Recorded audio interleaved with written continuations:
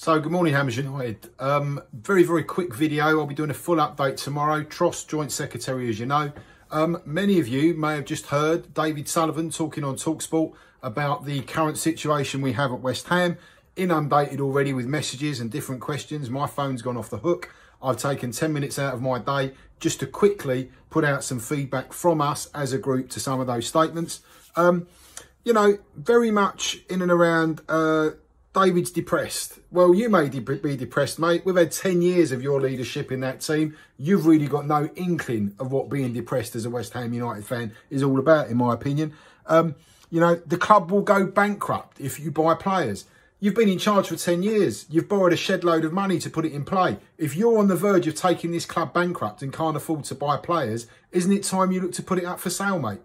Isn't it time you look to put it up for sale? Because if you haven't got what it takes to take us to the next level, which is the promise that you and your leadership team made when you came on board and bought this clubs, then maybe it's time for you to move on. Hiding behind the challenges that football faces because there's going to be no gate money in the COVID crisis isn't good enough. Nobody could have legislated for the current crisis we find ourselves in. That's acceptable. But we're not a Saturday side. We're not a local team. You know, we're not Ebbsfleet. You know, we're not playing in the lower leagues. We're a premiership team with hundreds of millions coming in of TV revenue in advance.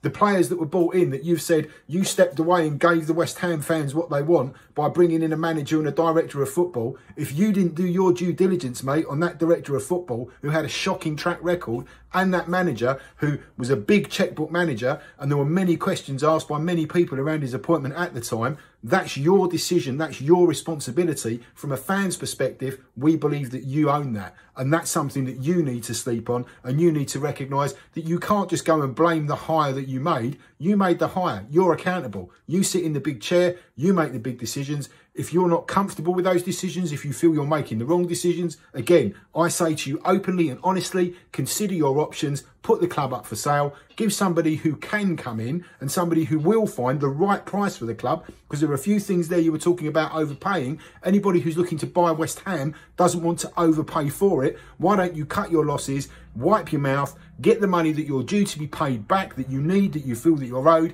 put the club up for sale and let someone come along who can run the business properly, professionally and take us to the next level that you and this team got us to leave our spiritual home and move to the London Stadium for. That's pretty much everything from me, guys. I'll give you a full update tomorrow.